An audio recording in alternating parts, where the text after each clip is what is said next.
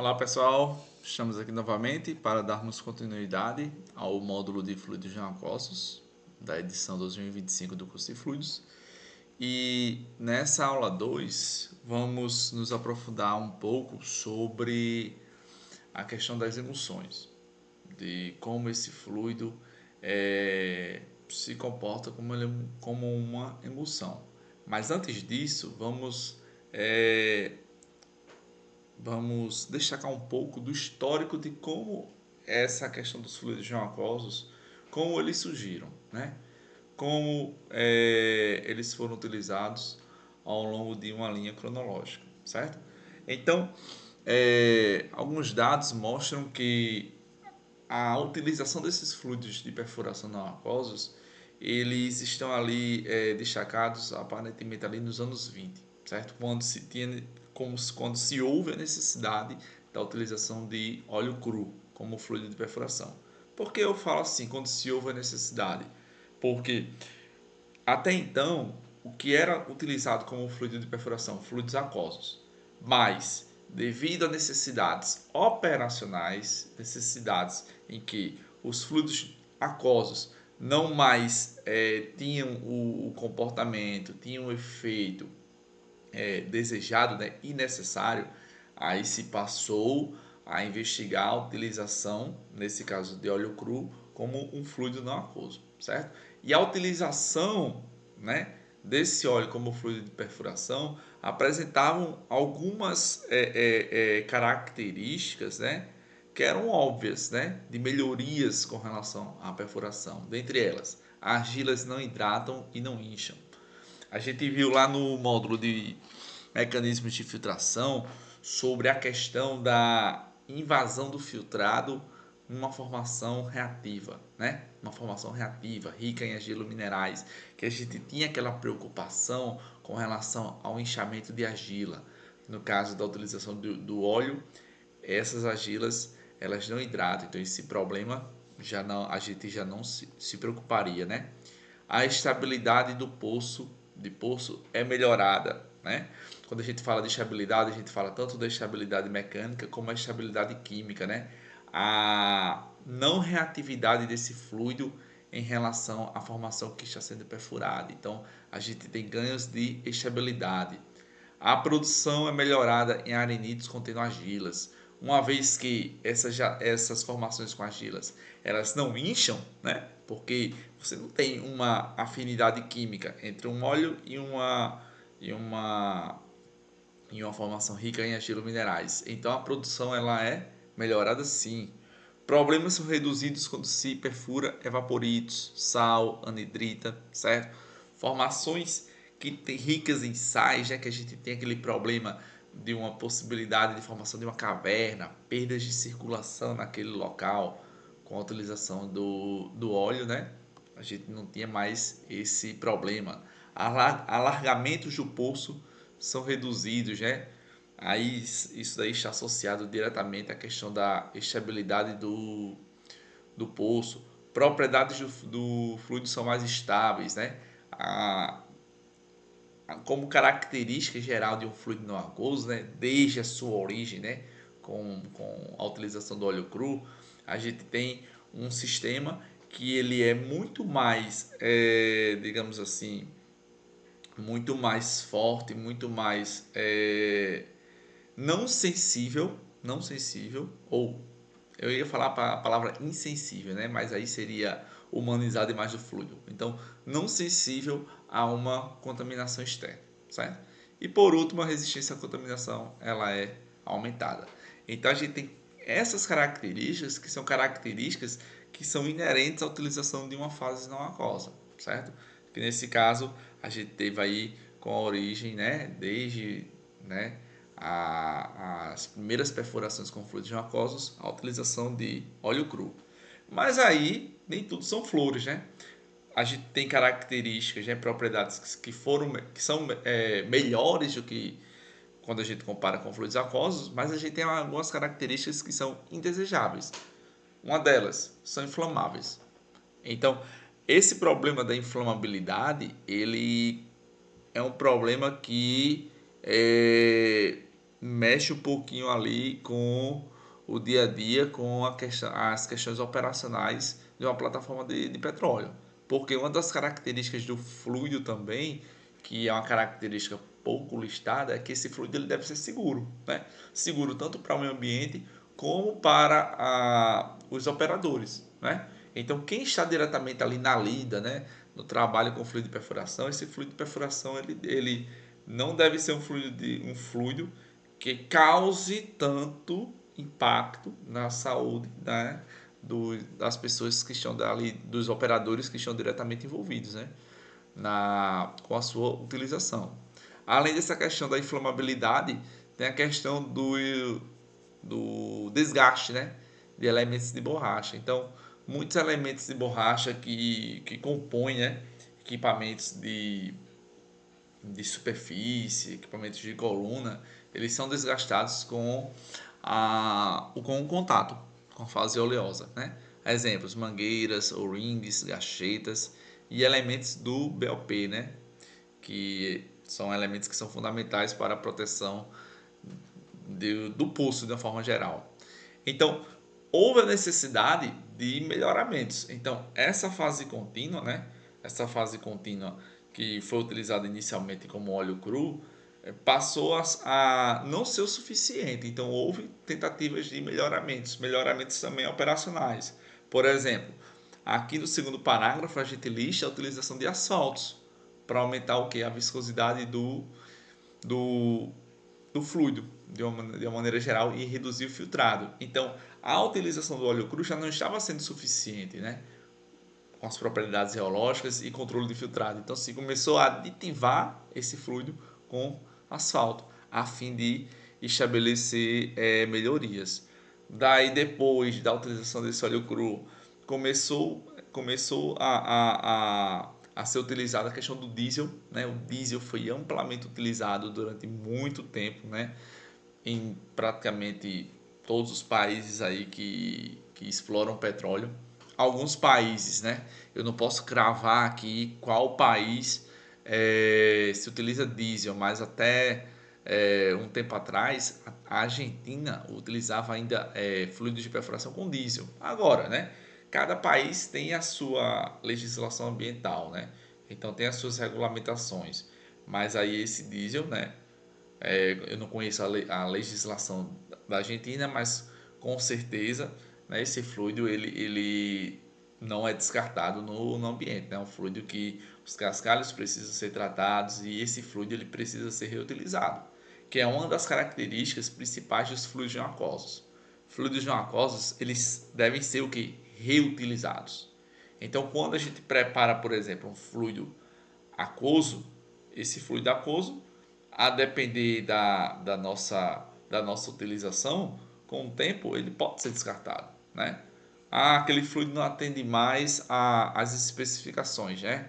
As propriedades que a gente quer, né? Então esse fluido ele pode ser descartado, claro, vai precisar passar por tratamentos específicos regidos pela legislação ambiental, beleza. Mas no caso dos fluidos aquosos, mesmo com tratamento, esses fluidos aquosos eles não podem ser descartados no ambiente. Então esses fluidos aquosos eles precisam ser o quê? Reaproveitados. Então você tem um fluido não aquoso e você vai o quê? Apenas modificando, aditivando esse fluido para que ele possa ser reutilizado de inúmeras vezes, certo? Daí, com essa questão da utilização do diesel, passou-se a a necessidade da utilização, né? E quando eu falo da necessidade, são condições específicas. Então, a cada poço perfurado, a cada profundidade maior que estava sendo perfurada, a cada formação geológica desafiadora que estava sendo perfurada, poços, né? Que deixaram de ser verticais e passaram a ser direcionais, né? Então houve o que um aumento, né, de possibilidades, de cenários, né, de ambientes em que esses fluidos eles tinham que ser satisfatórios. Então os fluidos aquosos já não atendiam tão bem, passou-se a utilizar, né, óleo cru. Esse óleo cru tem algumas propriedades boas, mas aí a gente viu que ele não controlava bem o filtrado, nem algumas propriedades geológicas, né, como a viscosidade, passou-se a aditivá-lo com asfaltos. Depois veio a questão do diesel, que foi amplamente utilizado. Aí se começou a utilizar o quê? Emulsões. Então, existiam fluidos emulsionados, né? Fluidos não aquosos emulsionados, com 10 a 20% de diesel, né? E existiam também fluidos de emulsão inversa, que é o que? A fase aquosa emulsionada na fase não aquosa, certo? Então houve essa questão dessa desse aumento de possibilidades, desse aumento de formulações que vão ali sendo ajustadas de acordo com as necessidades pontuais e específicas de cada tipo de perfuração. Devido ao alto custo inicial e potencial poluidor, os fluidos base e óleo, né, ou base não aquosa, merecem cuidados especiais para o descarte, principalmente em áreas consideradas de preservação ambiental. Esse é até um tema recente, né? A gente tem atualmente, né, esse entrave, né? Que até está sendo bem negociado aí pelo governo federal, que é a questão da exploração, né? Daquela margem equatorial ali, próximo da foz do rio Amazonas, e que o IBAMA ele bate muito em cima da questão dos impactos ambientais que a utilização de determinados fluidos podem ter naquela foz, né? Naquela foz dos rios ali que ficam naquela região ali norte do país. Então, por que se tem essa preocupação? Porque a maior parte dos fluidos de perfuração que serão utilizados ali são fluidos não aquosos. Então, esse potencial poluidor ele é gigantesco. Apesar que a Petrobras ela é reconhecida como uma empresa, né? Além de ser uma empresa muito séria, uma empresa que não vou dizer que não comete erros, né, operacionais, mas que é caracterizada como uma empresa que não cometeu, né, acidentes ambientais severos ao longo de toda a sua história de operação. Então, tem essa questão da credibilidade da empresa, mas se tem também essa preocupação ambiental, né? E fica naquela balança, né? De quais medidas serão utilizadas, de um plano de contingenciamento, né? Caso um acidente aconteça. Então, tudo isso é necessário. Até mesmo também a mudança da formulação de determinados fluidos de perfuração. Então, o fluido de perfuração que, por exemplo, utiliza uma determinada base orgânica, como fase contínua, possa ser que no futuro próximo, né, já se tem uma substituição, por exemplo, de uma olefina por uma outra base orgânica para utilização em especial nessa região norte do país, né? Até a gente explorar essa margem equatorial por completo. Então esse potencial poluidor ele deve ser avaliado sim. E quando a gente tem aqui, ó, nessa imagem, ele mostra uma imagem de descarte de cascalhos. Porque não é só a questão da base orgânica que é considerada, né, como um poluidor, os cascalhos também.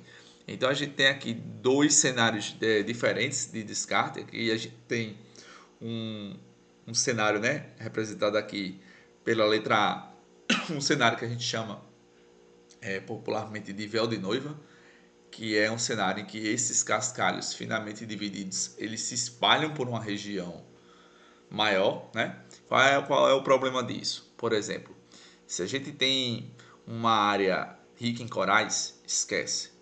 Esses cascalhos eles não podem ser descartados, né?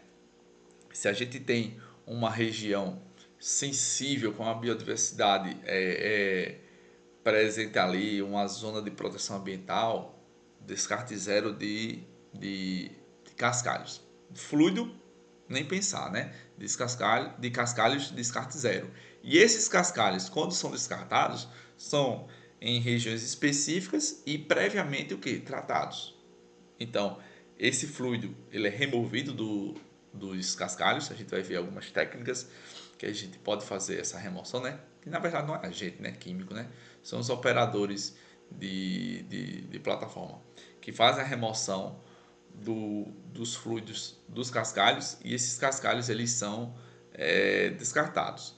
Com certeza, esse efeito é representado aqui no efeito A, né, esse véu de noiva, é proveniente de cascalhos finamente divididos. Então, são cascalhos que têm a densidade, né, muito baixa, um peso específico muito baixo, aí ele se espalha naturalmente ali numa região bem maior, né? Quando a gente tem cascalhos maiores, né? Aí a gente tem uma pluma de dispersão mais estreita, né? Então a gente vai ter uma área atingida ali menor. Mas aí entra a questão, né? E essa pluma de dispersão, esses cascalhos vão permanecer daquela forma ali? É o que o IBAMA, por exemplo, bate muito em cima dessas questões que estão relacionadas à preservação ambiental. Então, toda parte de estudos, de simulações, do potencial poluidor, tanto de fluidos como de cascalhos, eles devem ser levados em consideração.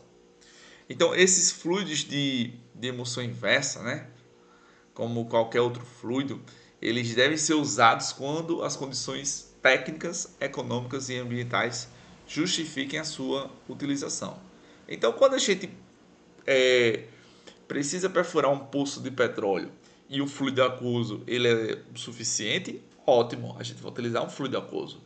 Mas quando as condições técnicas exigirem, né, um fluido com propriedades, né, melhores, né, com propriedades aperfeiçoadas, né, de acordo com a necessidade pontual daquele poço de petróleo, aí a gente vai utilizar o quê?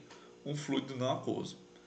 Além disso, se tem a questão das condições econômicas, porque fluidos não aquosos são mais caros do que fluidos não aquosos.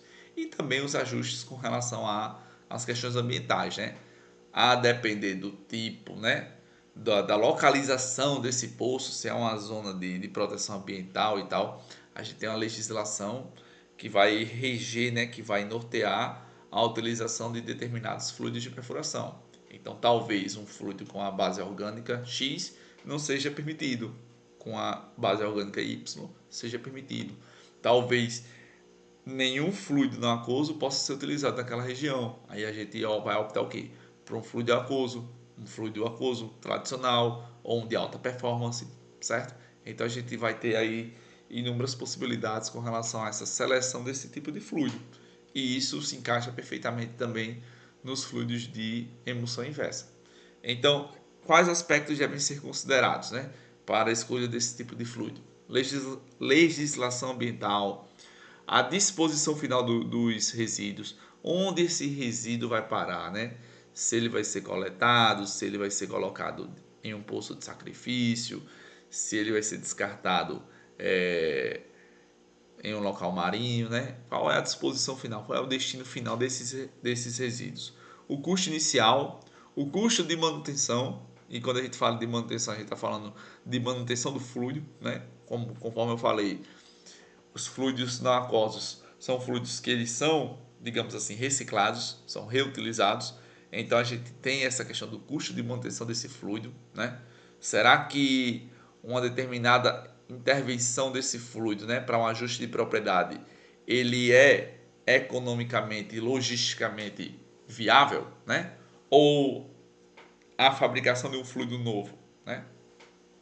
Problemas de pulso que são esperados, característica do reservatório e dano à formação, que são características assim mais gerais, né? Quando a gente tem um problema de um pulso já esperado, uma perda de circulação, alguma coisa ali, eu vou passar por um local que eu espero que seja um local mais estreito, né? Que eu preciso ter uma lubricidade desse fluido maior, a gente faz a opção por um fluido não aquoso, né?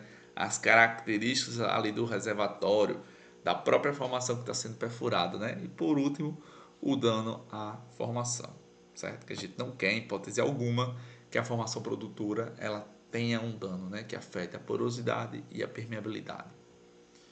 Quais são as características, né? Então, desses fluidos de emulsão inversa, né? Que colocam esse tipo de formulação como uma formulação bastante aplicável, né, em diferentes tipos de cenários. Um grau de inibição elevado em relação às rochas ativas ou reativas, né, a gente já falou um pouquinho sobre isso anteriormente.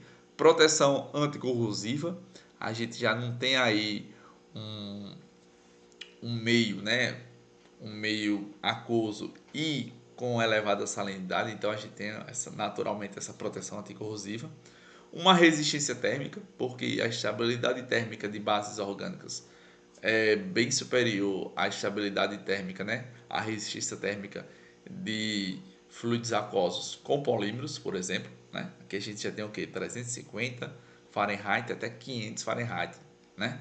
Dificilmente um fluido, né, aquoso com polímeros vai chegar numa resistência térmica tão elevada como essa. O grau de lubricidade elevado, né? A lubricidade, característica de lubrificante desses fluidos não aquosos, é extremamente interessante quando a gente tem, por exemplo, o cenário de uma perfuração direcional. Um amplo intervalo para variação de densidade, de 7 a 20 libras por galão, também chamado, né, de PPG, vocês já devem ter visto isso em módulos anteriores. Então, nos fluidos aquosos, a gente tinha ali o ponto de partida, a densidade da água, né? 8,345, né? Mas aí quando a gente tem a questão de um fluido não aquoso, aí a gente vai ter como ponto de partida a densidade da fase orgânica. Então, a depender da fase orgânica, a gente vai ter uma densidade que pode ser ali em torno de 7, na densidade inferior da água, mas a gente pode ajustar essa densidade para uma densidade maior. Aí a gente vai mexer o que? Aí, na questão da densidade da fase que vai ser dispersa na fase dispersante. Então eu posso ajustar a densidade da fase contínua, né? Da fase contínua com a escolha de uma base orgânica específica, e eu posso ajustar a densidade também da fase descontínua, né? Para que eu tenha o que? Um ganho de densidade desse fluido de uma forma geral. Outra característica, baixíssima solubilidade de sais inorgânicos. Aí é interessante, né? Porque se a gente está, por exemplo, perfurando ali, se dá o exemplo aqui do pré-sal, né? Está perfurando lá uma camada gigantesca de sal. Você vai utilizar um fluido aquoso? Não. Você iria ter enormes problemas de formação de cavernas, né? Uma perda de circulação severa. Mas aí, com a utilização de fluidos não aquosos, esse tipo de problema ele é minimizado. E por último, toxicidade e biodegradabilidade em função da fase dispersante. Então, a depender do tipo, né, de fase dispersante que a gente tem essas características que são interessantes. Então, a gente escolhe, né, uma base orgânica que tem a toxicidade e baixa e uma biodegradabilidade, que foram uma das razões que o diesel ele deixou de ser utilizado. Por quê? Diesel é extremamente tóxico, né? Rico lá em hidrocarbonetos aromáticos, né? Presentes como contaminantes. O diesel ele não é biodegradável, então são características que tornaram obsoleto, né? Ele deixou de ser utilizado. Então, quais são os cenários de aplicação desses fluidos de perfuração não aquosos? Vai ser um cenário de aplicação em que vai depender do tipo de projeto. Então, se eu tenho um projeto mais desafiador, eu vou ter que ter o quê? Um fluido que atenda aquelas necessidades. Então, quando a gente vai determinar a escolha de um fluido de perfuração, vai depender do tipo de projeto que vai ser utilizado. Aí a gente vai ter a escolha de um fluido aquoso, de um fluido não aquoso, de qual tipo de fluido não aquoso a gente vai utilizar, se é uma emulsão direta, se é uma emulsão inversa, certo? Mas isso daí vai depender muito do tipo de projeto que a gente vai ter, né, em mãos. O atendimento ao órgão ambiental, que nesse caso no Brasil é o IBAMA. Então, a depender do local que vai ser perfurado, né? Aí a gente tem que se adequar, né? Na verdade, a gente não. O fluido tem que se adequar às características, né? Do que rege o IBAMA, né? Qual é a base orgânica que é proibida para aquele local, tal. Todas essas questões ambientais, elas devem estar bem amarradas. Quais são, então, alguns parâmetros? Já que eu listei 4 parâmetros, mas quais são alguns parâmetros que o IBAMA ele norteia, né? Ele rege ali? a questão do teor de hidrocarbonetos policíclicos aromáticos, ou HPAs, né? Então, a escolha de bases orgânicas que tenham baixo teor desses hidrocarbonetos aromáticos, ela é interessante, né? Ela é viável. O descarte de cascalhos é liberado em alguns cenários, né? Em algumas situações, não são todas as situações, tem situações que é descarte zero, e quando se tem essa questão de um descarte de cascalho liberado, esse cascalho ele deve passar por etapas de separação do fluido. Então ele é passado por secadores de cascalho. Alguns secadores de cascalho,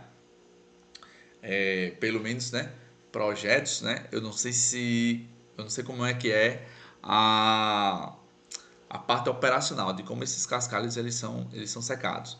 Mas existem protótipos, por exemplo, da utilização de micro-ondas, né?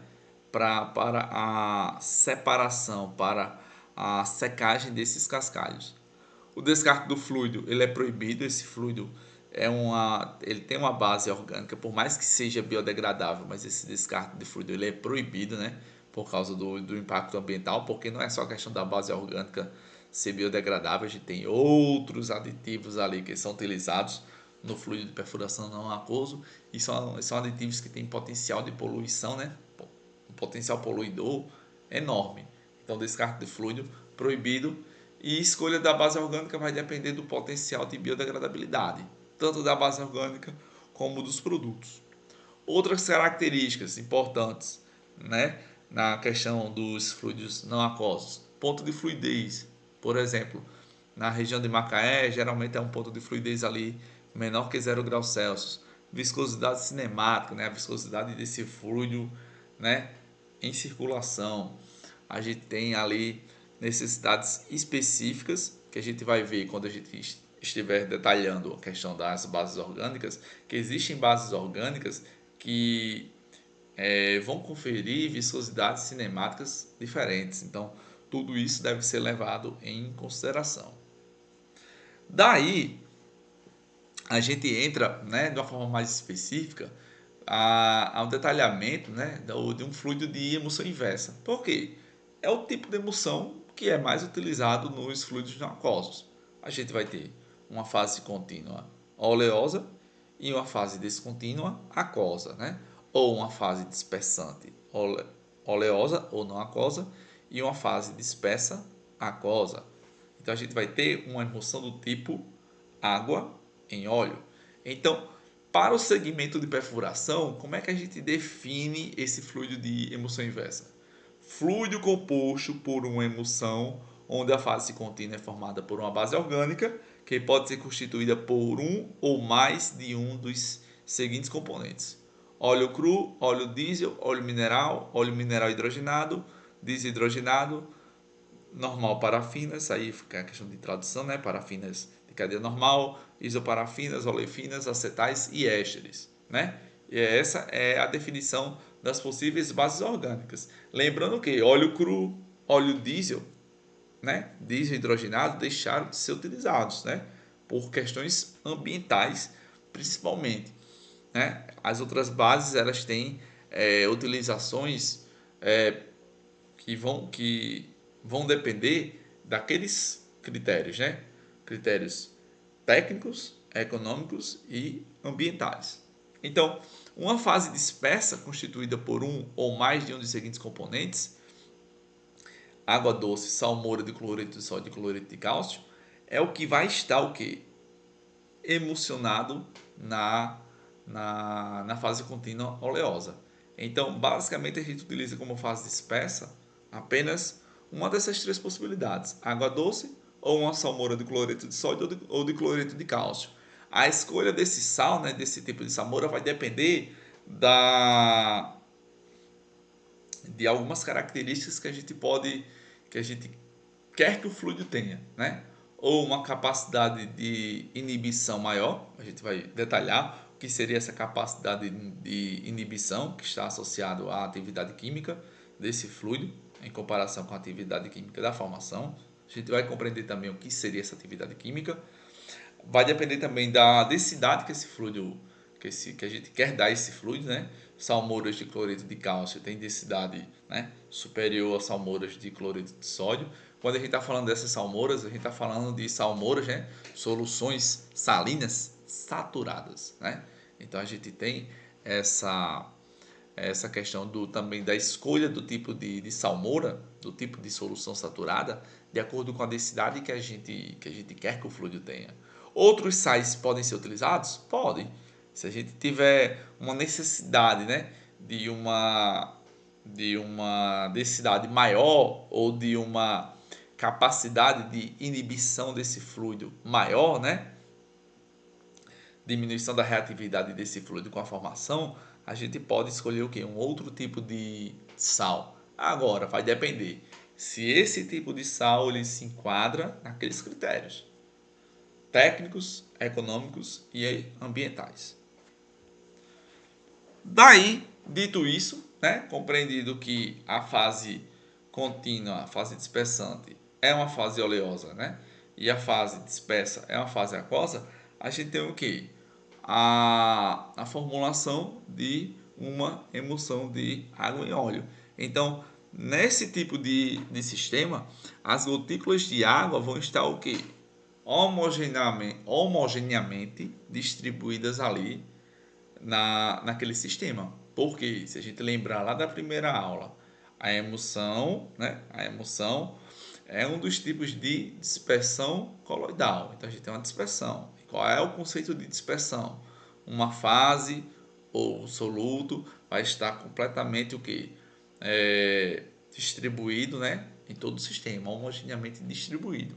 Então, essas gotículas, né, que a gente chama individualmente de micelas, vão estar distribuídas de forma uniforme na fase não aquosa, certo? E quem faz essa compatibilidade entre essas fases? Um agente tensioativo ou um emulsificante. Daí, a gente entra na questão de uma linha de raciocínio, que é o quê?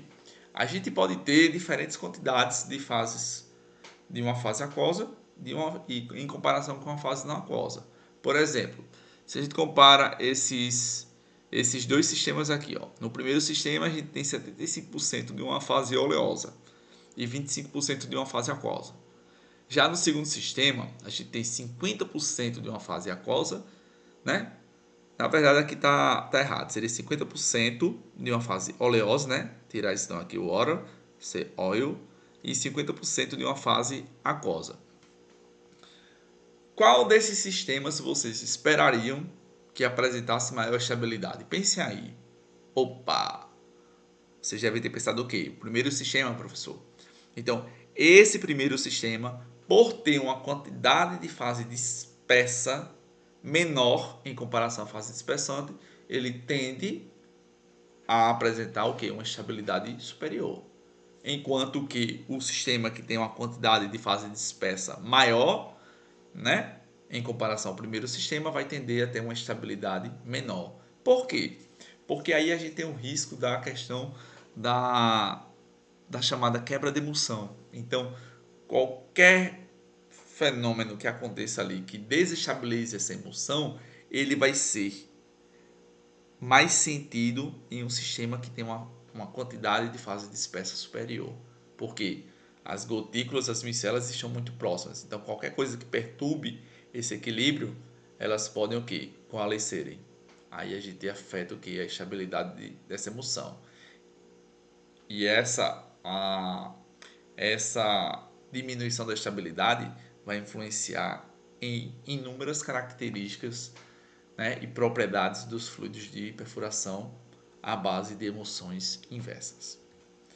Então, quando a gente tem essa questão das emulsões em que a gente está misturando, né, líquidos immiscíveis, né, lembrando lá do ensino médio, né, líquidos immiscíveis, líquidos que não se misturam.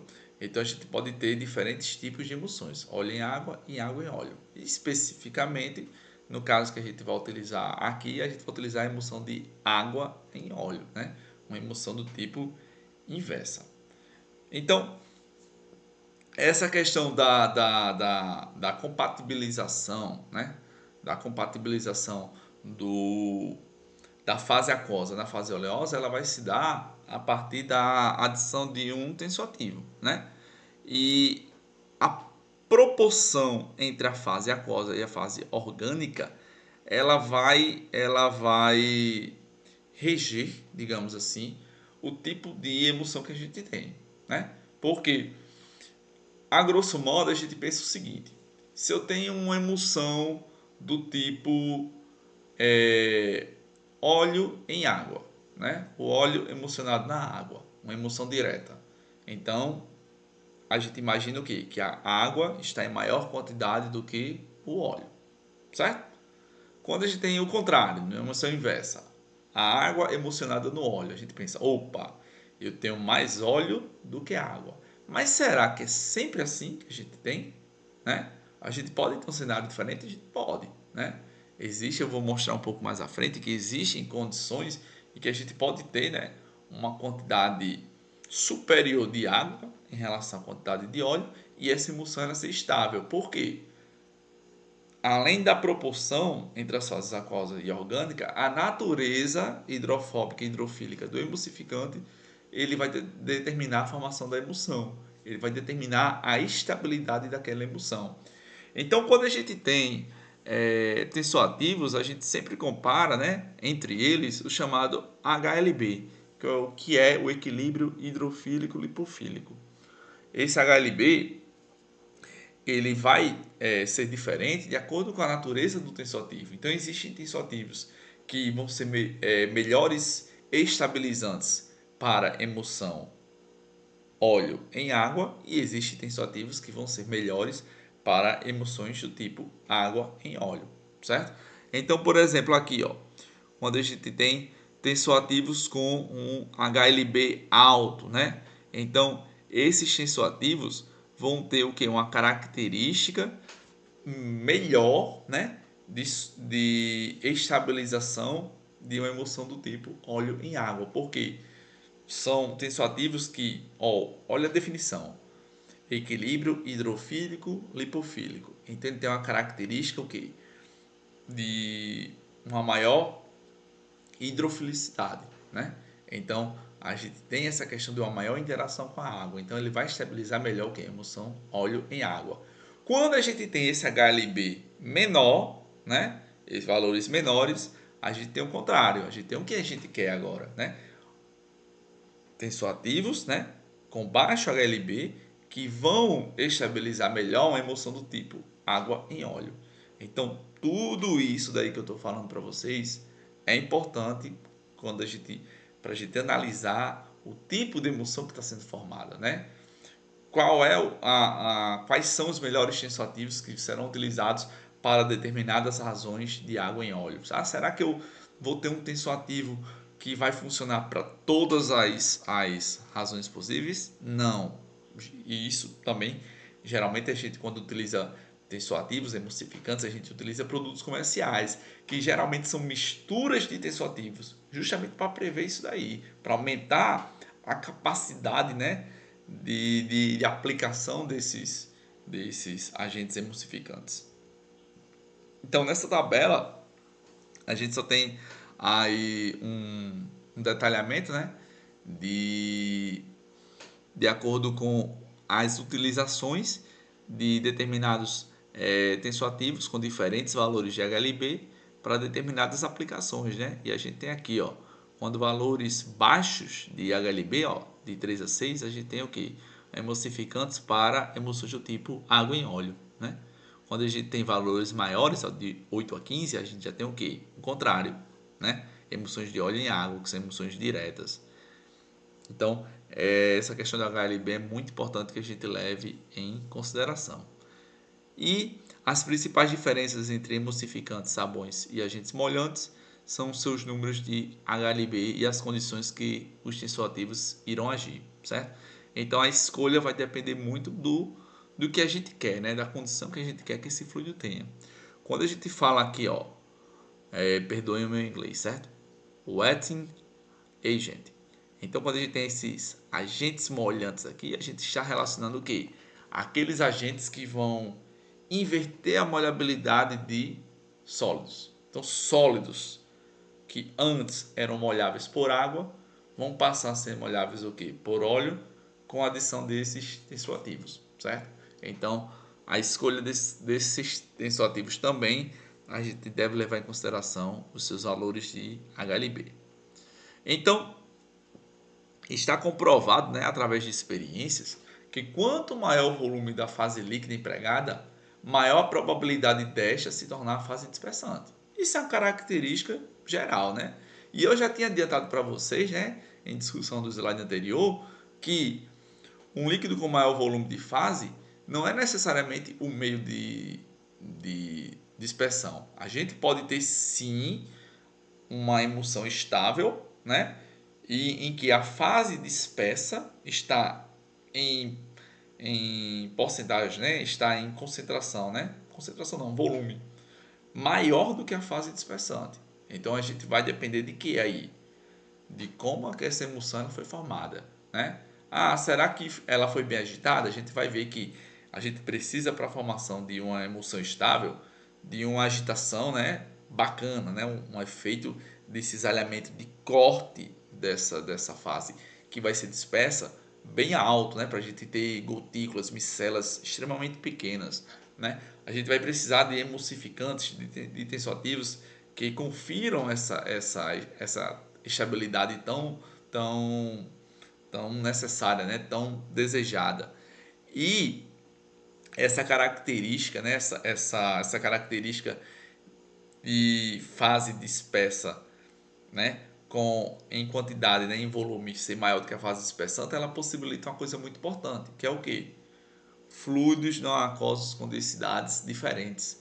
Então eu posso ter o quê? Um fluido não aquoso com uma amplitude, um range de densidades bem superior a fluidos aquosos, né, em comparação.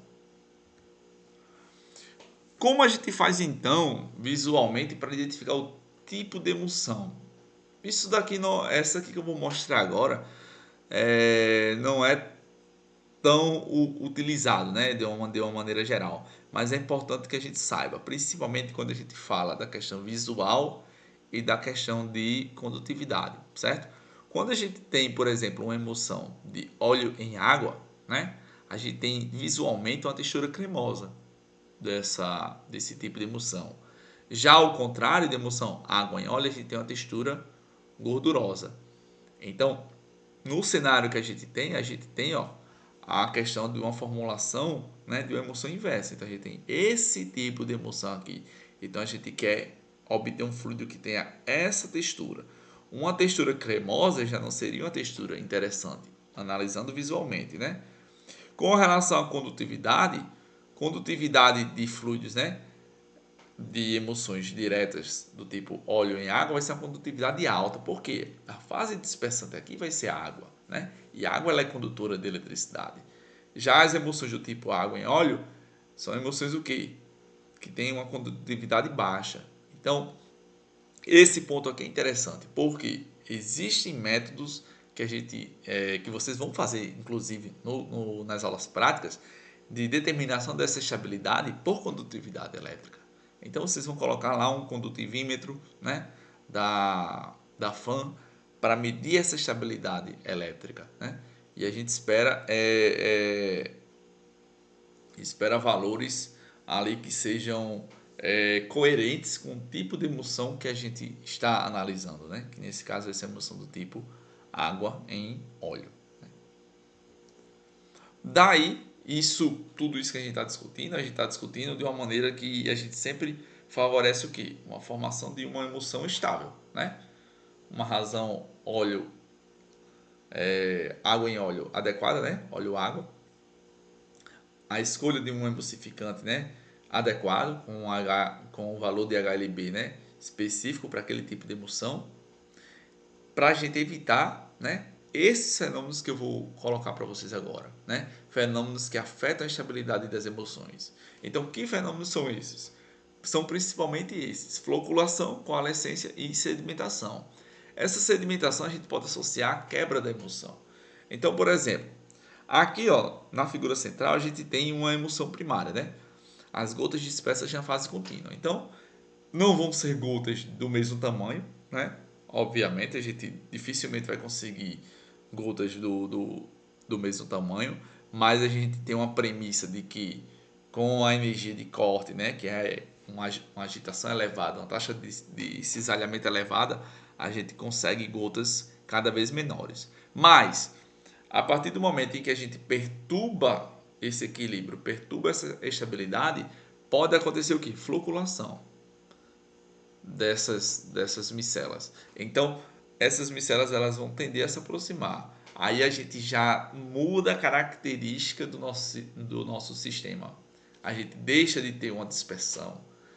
Porque a dispersão, né? Que a emoção é um tipo de dispersão. As micelas devem estar uniformemente distribuídas.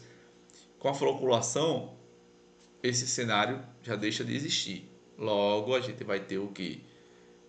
Alteração nas propriedades, né? Reológicas, de filtrado, uma série de propriedades que a gente vai detalhar um pouco mais à frente. Com a floculação, a gente pode ter, além disso, a coalescência. Aí é um cenário em que a gente já está se agravando um pouco mais, né? As gotículas estão coalescendo, então a gente já vai ter uma micela de um tamanho maior. Então a gente vai ter uma estabilidade cada vez menor.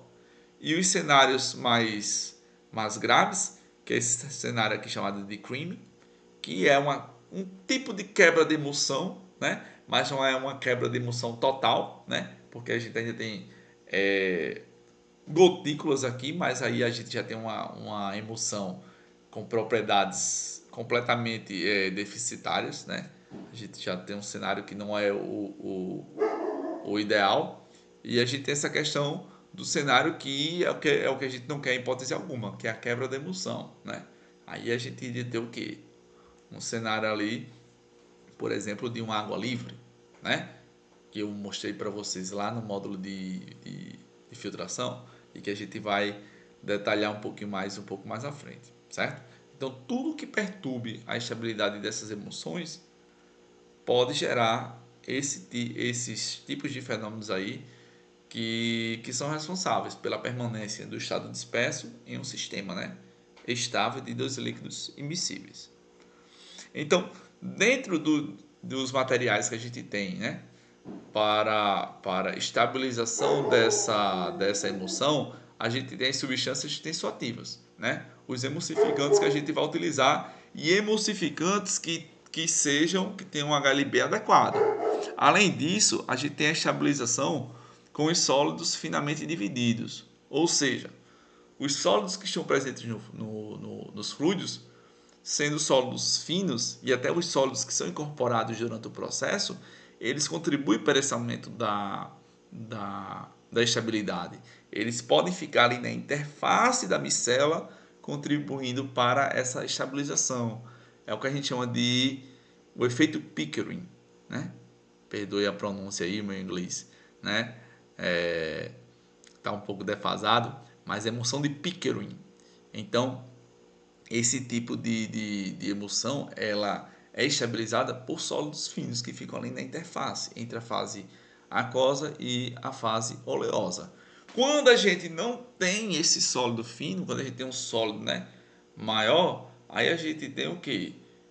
Esse sólido, naturalmente, quando ele estiver presente ali no fluido, ele vai interagir mais fortemente o que? Com a fase aquosa, né? Porque a maior parte dos sólidos ali são de origem mineral, então são sólidos inorgânicos, vão ter interação maior com a fase aquosa. Tendo interação maior com a fase aquosa, a gente tem uma desestabilização dessa emulsão. Aí a gente pode ter um daqueles cenários ali, floculação, coagulação, certo? Essas micelas elas podem coagulação não, perdão, coalescência, certo? Quebra de emulsão, que é o que a gente não quer. Esse agente emulsificante, nesse ativo, quando ele é bem escolhido, quando ele é bem utilizado, ele vai facilitar o que? O processo de emulsificação. Então ele vai favorecer essa formação de um sistema estável. Então esse emulsificante a gente pode associar a sua utilização à formação de uma espécie de um filme. Um filme que vai fazer a compatibilização entre a fase dispersa e a fase dispersante.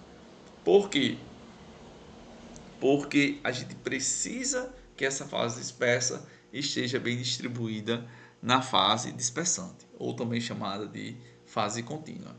Então a gente tem, né, quando a gente analisa tensoativos, né, a gente está falando uma espécie de, que a gente fala de sabões, né? Então, sabões de metais alcalinos, né, que são metais monovalentes, eles favorecem a formação de emulsões do tipo óleo em água, que não é o que a gente que é o, não é o que a gente quer, né? A gente quer o quê?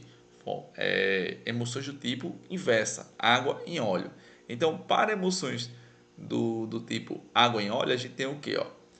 Ao passo que os sabões de metais pesados, geralmente polivalentes, favorecem a formação de emulsões de água em óleo. Então, geralmente, quando se utiliza é, tensoativos iônicos, esses tensoativos iônicos eles são estabilizados pela adição, por exemplo, de cal no fluido. Então, essa cal, né, óxido de cálcio, ou pode ser utilizado também cal hidratada, que é o hidróxido de cálcio. A gente tem essa questão do cálcio que ele favorece, né, juntamente com o tensoativo, esse processo de estabilização.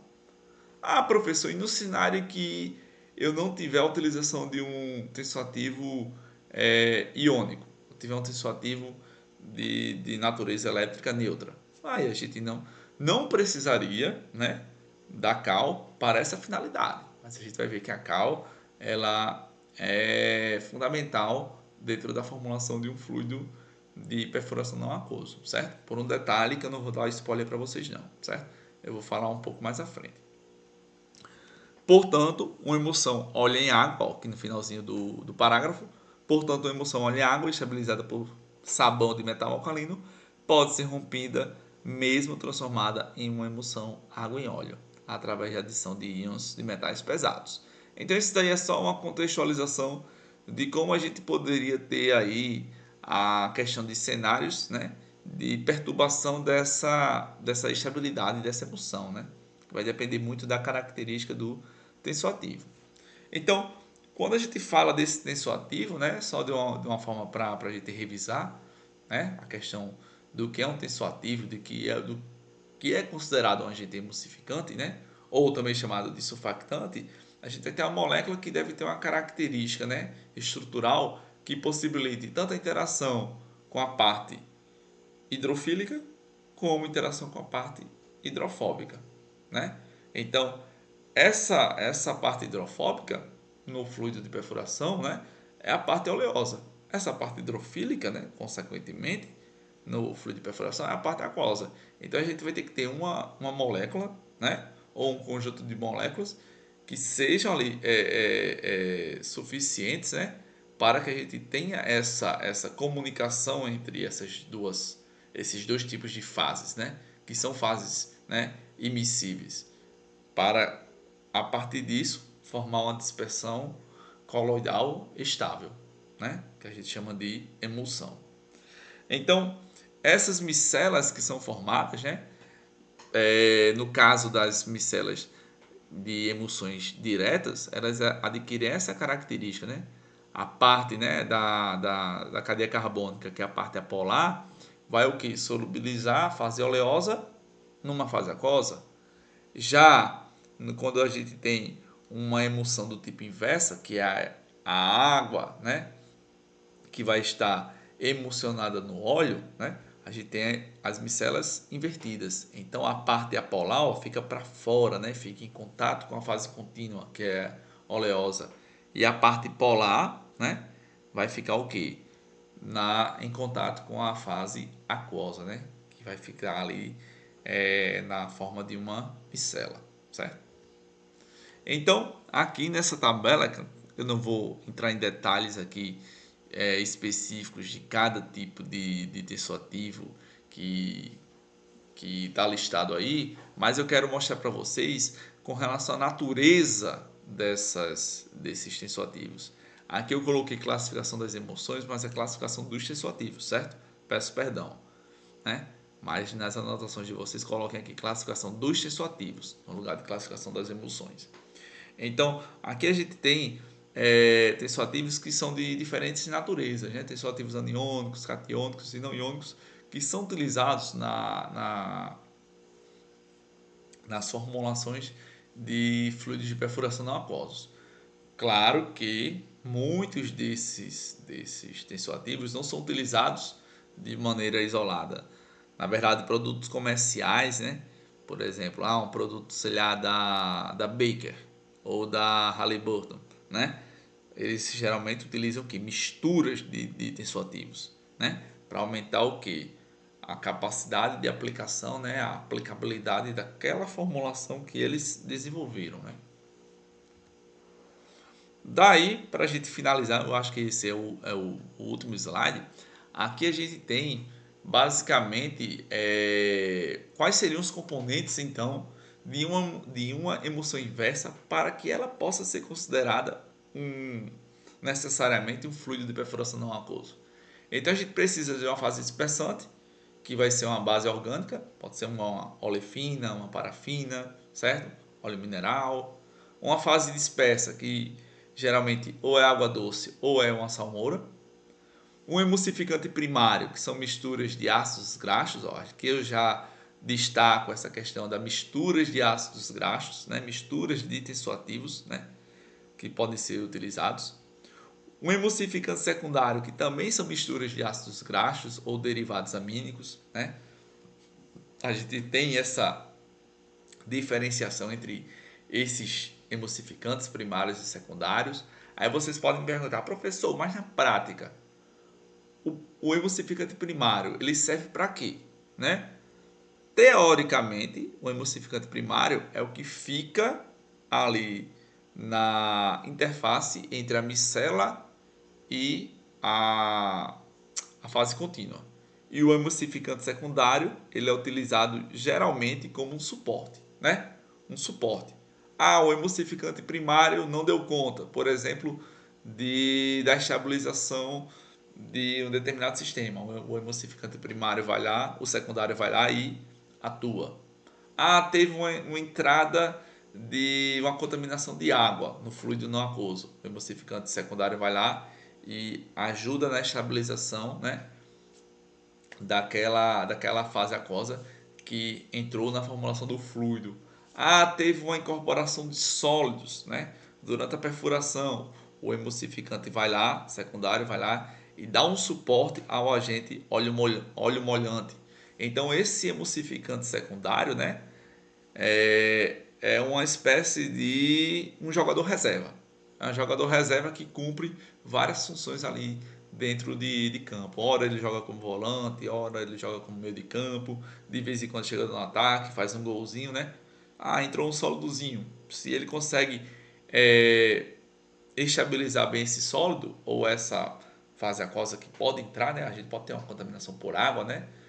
A gente tem esse emulsificante secundário aí sendo necessário.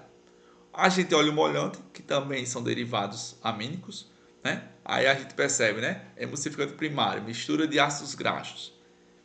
A gente olha o molhante, mistura o quê? De derivados amínicos. E o secundário, tem os dois. Por isso que o secundário ele atua tanto dando suporte ao emulsificante primário como ao agente óleo molhante. O redutor de filtrado, né? Aí no redutor de filtrado de fluidos não aquosos, geralmente a gente coloca misturas de compostos graxos ou lignito amínico, né? Então, são produtos comerciais. A gente nem precisa se preocupar com essas nomenclaturas. São produtos comerciais. Então, cada empresa ela tem um portfólio de produtos que são utilizados como redutores de filtrado. Professor, nesse tipo de fluido não aquoso, a gente pode ter a adição de um agente obturante, calcita? Pode. A gente pode acrescentar calcita, né? Nesse sistema. Mas aí quem faz a compatibilidade dessa calcita com a fase orgânica, né? Que é a fase dispersante? O agente óleo molhante, certo? Então é um sistema complexo em que a gente tudo tem que se comunicar. Viscosificante desses fluidos, né? Nos fluidos aquosos a gente tem a questão das argilas, né? Dos polímeros. Agora a gente tem o que? A argila organofílica, que até já está deixando de ser tão utilizada, ainda é bastante utilizada, mas existem produtos comerciais que cumprem essas funções de viscosificantes ou de gelificantes. A própria formação da emulsão em si, ela já confere propriedades geológicas interessantes. Vocês vão ver na prática, né, que quando vocês estiverem lá adicionando salmoura já no meio que tem ali uma olefina, né, e emulsificantes, vocês vão ver o aumento de viscosidade daquele meio, só com a adição da fase dispersa. O modificador reológico, que geralmente são ácidos graxos polimerizados. Modificadores reológicos, eles, né, quando a gente analisa um fluido não aquoso, ele se diferencia de um viscosificante pela faixa de atuação. Geralmente, viscosificantes atuam em leituras de viscosidade para altas taxas de cisalhamento, enquanto modificadores geológicos para baixas taxas de cisalhamento. Então, o modificador geológico ele vai atuar, por exemplo, no cenário de parada. O poço parou, teve uma parada de circulação. Então, o modificador geológico entra em ação. Já os viscosificantes é de uma maneira mais geral, né, durante a circulação do fluido. E por último, os adensantes, que tanto para fluidos aquosos como para não aquosos a gente tem a utilização da barita ou da baritina, certo? Espero que tenham gostado dessa segunda aula e na próxima aula nós vamos entrar com mais detalhes nessa questão das formulações de fluidos aquosos. Ok, até lá!